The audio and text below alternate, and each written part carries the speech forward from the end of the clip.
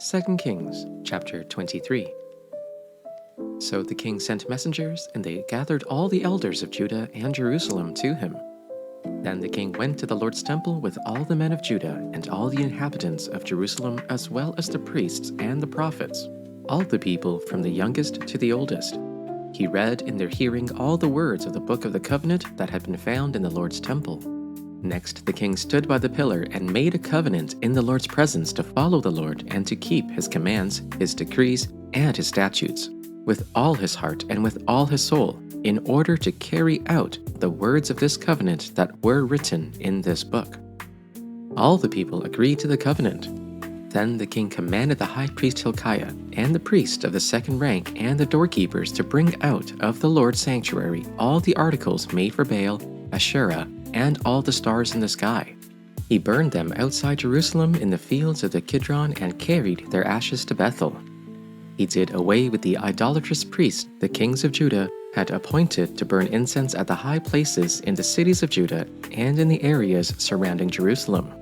They had burned incense to Baal and to the sun, moon, constellations, and all the stars in the sky.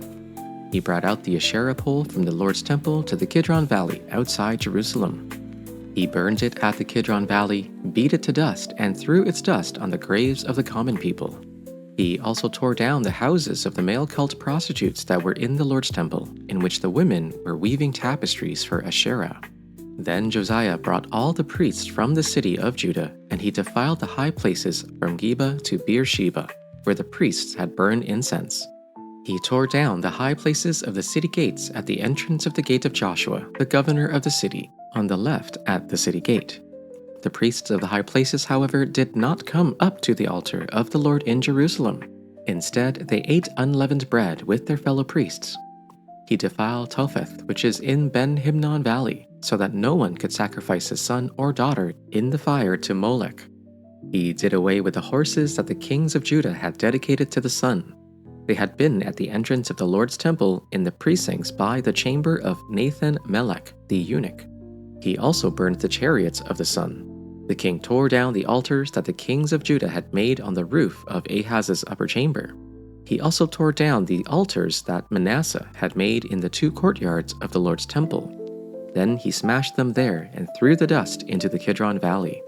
The king also defiled the high places that were across from Jerusalem to the south of the Mount of Destruction, which King Solomon of Israel had built for Ashtoreth, the abhorrent idol of the Sidonians, for Chemosh, the abhorrent idol of Moab, and for Milcom, the detestable idol of the Ammonites. He broke the sacred pillars into pieces, cut down the Asherah poles, then filled their places with human bones. He even tore down the altar at Bethel and the high place that had been made by Jeroboam son of Nebat, which caused Israel to sin. He burned the high place, crushed it to dust, and burned the Asherah.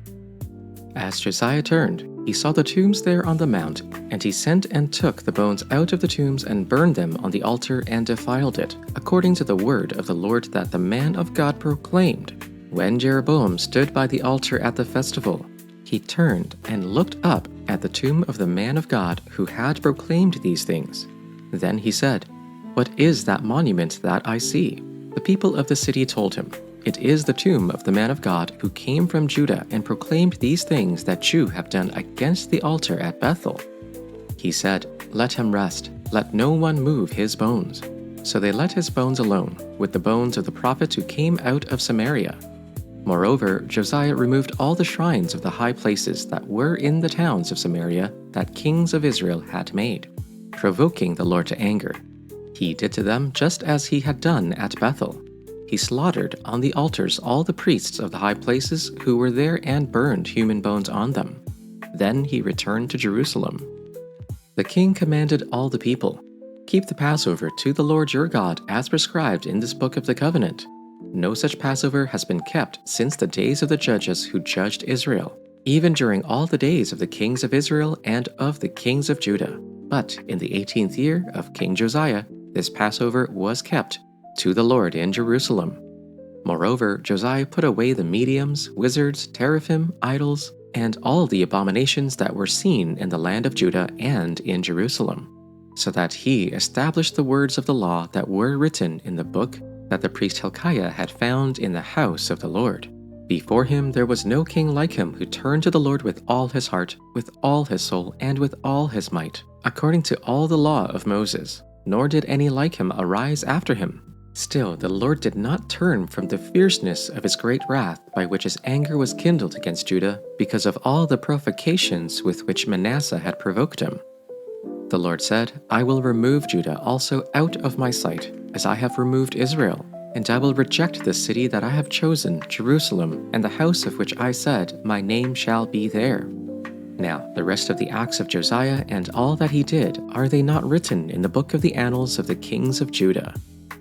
In his days, Pharaoh Necho, king of Egypt, went up to the king of Assyria to the river Euphrates. King Josiah went to meet him, but when Pharaoh Necho met him at Megiddo, he killed him. His servants carried him dead in a chariot from Megiddo, brought him to Jerusalem, and buried him in his own tomb. The people of the land took Jehoahaz, son of Josiah, anointed him, and made him king in place of his father. Jehoahaz was 23 years old when he became king, and he reigned in Jerusalem 3 months. His mother's name was Hamutal, daughter of Jeremiah. She was from Libnah. He did evil in the eyes of the Lord, just as his predecessors had done. Pharaoh Necho put him in chains at Riblah, in the land of Hamath, so that he might not reign in Jerusalem. And he imposed on Judah a levy of 100 talents of silver and a talent of gold.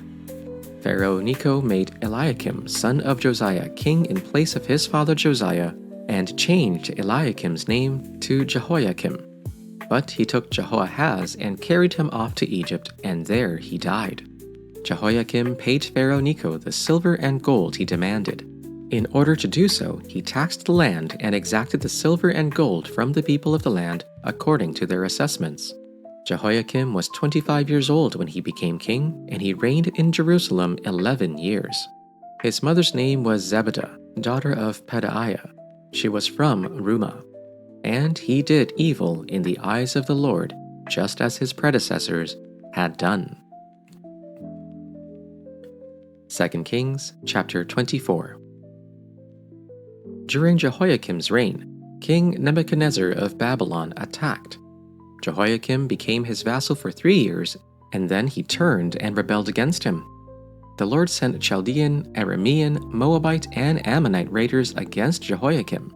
He sent them against Judah to destroy it, according to the word of the Lord he had spoken through his servants, the prophets. Indeed, this happened to Judah at the Lord's command to remove them from his presence. It was because of the sins of Manasseh, according to all he had done, and also because of all the innocent blood he had shed. He had filled Jerusalem with innocent blood, and the Lord was not willing to forgive. The rest of the events of Jehoiakim's reign, along with all his accomplishments, are written in the historical record of Judah's kings. Jehoiakim rested with his ancestors, and his son Jehoiachin became king in his place. Now the king of Egypt did not march out on his land again, for the king of Babylon took everything that had belonged to the king of Egypt from the brook of Egypt to the Euphrates River. Jehoiachin was 18 years old when he became king, and he reigned 3 months in Jerusalem.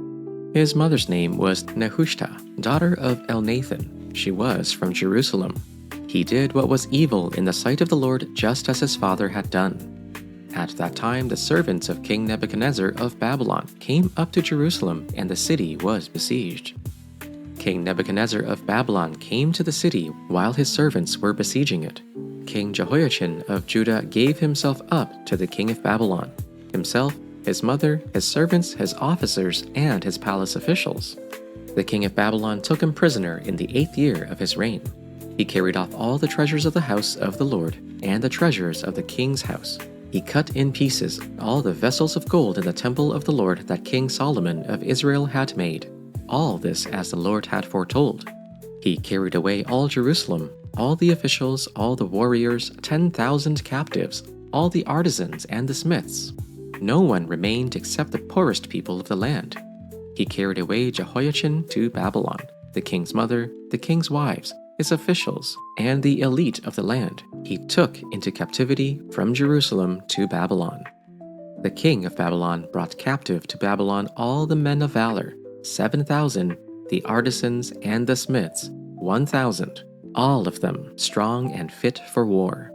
He made Mattaniah, Jehoiachin's uncle, king in his place and changed his name to Zedekiah. Zedekiah was 21 years old when he became king, and he reigned in Jerusalem 11 years. His mother's name was Hamutal, daughter of Jeremiah. She was from Libnah. He did evil in the eyes of the Lord just as Jehoiakim had done. It was because of the Lord's anger that all this happened to Jerusalem and Judah, and in the end, he thrust them from his presence. Now Zedekiah rebelled against the king of Babylon. 2 Kings chapter 25. In the 9th year of Zedekiah's reign, on the 10th day of the 10th month, King Nebuchadnezzar of Babylon advanced against Jerusalem with his entire army. They laid siege to the city and built a siege wall against it all around. The city was under siege until King Zedekiah's 11th year. By the 9th day of the 4th month, the famine was so severe in the city that the common people had no food. Then the city was broken into, and all the warriors fled at night by way of the city gate between the two walls near the king's garden, even though the Chaldeans surrounded the city. As the king made his way along the route to the Arabah, the Chaldean army pursued him and overtook him in the plains of Jericho. Zedekiah's entire army left him and scattered. The Chaldeans seized the king and brought him up to the king of Babylon at Riblah, and they passed sentence on him. They slaughtered Zedekiah's sons before his eyes. Finally, the king of Babylon blinded Zedekiah, bound him in bronze chains, and took him to Babylon. On the 7th day of the 5th month, which was the 19th year of King Nebuchadnezzar of Babylon, Nebuzaradan, the captain of the guards, a servant of the king of Babylon, entered Jerusalem. He burned the Lord's temple, the king's palace, and all the houses of Jerusalem. He burned down all the great houses. The whole Chaldean army with the captain of the guards tore down the walls surrounding Jerusalem. Nebuzaradan, the captain of the guards, deported the rest of the people who remained in the city, the deserters who had defected to the king of Babylon, and the rest of the population. But the captain of the guards left some of the poorest of the land to be vine dressers and farmers. The bronze pillars that were in the house of the Lord, as well as the stands of the bronze sea that were in the house of the Lord, the Chaldeans broke in pieces and carried the bronze to Babylon. They took away the pots, the shovels, the snuffers, the dishes for incense, and all the bronze vessels used in the temple service, as well as the fire pans and the basins. What was made of gold the captain of the guard took away for the gold, and what was made of silver for the silver. As for the two pillars, the one sea, and the stands that Solomon had made for the house of the Lord, the bronze of all these vessels was beyond weighing. The height of one pillar was 18 cubits, and on it was a bronze capital. The height of the capital was 3 cubits. Latticework and pomegranates, all of bronze, were on the capital all around. The second pillar had the same, with the latticework. The captain of the guard took the chief priest, Seraiah, the second priest, Zephaniah, and the 3 guardians of the threshold. From the city he took an officer who had been in command of the soldiers and 5 men of the king's council who were found in the city, a secretary who was the commander of the army who mustered the people of the land, and 60 men of the people of the land who were found in the city. Nebuzaradan, the captain of the guard, took them and brought them to the king of Babylon at Riblah. The king of Babylon struck them down and put them to death at Riblah in the land of Hamath. So Judah went into exile out of its land. He appointed Gedaliah, son of Ahikam, son of Shaphan, as governor over the people who remained in the land of Judah, whom King Nebuchadnezzar of Babylon had left. Now, when all the captains of the forces and their men heard that the king of Babylon had appointed Gedaliah as governor, they came with their men to Gedaliah at Mizpah, namely Ishmael, son of Nethaniah, Johanan, son of Kiriah, Seraiah, son of Tanhumeth the Netophathite, and Jazaniah, son of the Maacathite. Gedaliah swore to them and their men, saying, "Do not be afraid because of the Chaldean officials. Live in the land, serve the king of Babylon, and it shall be well with you." In the 7th month, however, Ishmael, son of Nethaniah, the son of Elishama, who was of royal blood, came with 10 men and assassinated Gedaliah and also the men of Judah and the Babylonians who were with him at Mizpah. At this, all the people from the least to the greatest, together with the army officers, fled to Egypt for fear of the Babylonians. In the 37th year of the exile of King Jehoiakim, king of Judah, in the year Marduk became king of Babylon, he released Jehoiakim, king of Judah, from prison. He did this on the 27th day of the 12th month. He spoke kindly to him and gave him a seat of honor higher than those of the other kings who were with him in Babylon. So Jehoiakim put aside his prison clothes and for the rest of his life ate regularly at the king's table. Day by day, the king gave Jehoiakim a regular allowance as long as he lived. John chapter 7. After this, Jesus traveled in Galilee, since he did not want to travel in Judea because the Jews were trying to kill him. The Jewish festival of shelters was near, so his brothers said to him, "Leave here and go to Judea so that your disciples can see your works that you are doing. For no one does anything in secret while he's seeking public recognition. If you do these things, show yourself to the world." For not even his brothers believed in him. Jesus told them, "My time has not yet arrived, but your time is always at hand. The world cannot hate you, but it does hate me because I testify about it, that its works are evil. Go up to the festival yourselves. I'm not going up to this festival because my time has not yet fully come." After he had said these things, he stayed in Galilee. After his brothers had gone up to the festival, then he also went up, not openly, but secretly. The Jews were looking for him at the festival, saying, "Where is he?" And there was a lot of murmuring about him among the crowds. Some were saying, "He's a good man." Others were saying, "No, on the contrary, he's deceiving the people." Still, nobody was talking publicly about him for fear of the Jews. When the festival was already half over, Jesus went up into the temple and began to teach. Then the Jews were amazed and said, "How is this man so learned since he hasn't been trained?" Jesus answered them, "My teaching isn't mine, but is from the one who sent me. If anyone wants to do his will, he will know whether the teaching is from God or whether I am speaking on my own. The one who speaks on his own seeks his own glory, but he who seeks the glory of the one who sent him is true, and there is no unrighteousness in him. Didn't Moses give you the law? Yet none of you keeps the law. Why are you trying to kill me?" "You have a demon," the crowd responded. "Who is trying to kill you? I perform one work and you are all amazed," Jesus answered. "Because of this Moses gave you circumcision. It is, of course, not from Moses, but from the patriarchs. And you circumcise a man on the Sabbath. If a man receives circumcision on the Sabbath in order that the law of Moses may not be broken, are you angry with me because I healed a man's whole body on the Sabbath? Do not judge by appearances, but judge with right judgment." Now some of the people of Jerusalem were saying, "Is not this the man whom they are trying to kill? And here he is, speaking openly, but they say nothing to him. Can it be that the authorities really know that this is the Messiah? Yet we know where this man is from, but when the Messiah comes, no one will know where he is from." Then Jesus cried out as he was teaching in the temple, "You know me, and you know where I am from. I have not come on my own, but the one who sent me is true, and you do not know him. I know him because I am from him, and he sent me." Then they tried to arrest him, but no one laid hands on him because his hour had not yet come.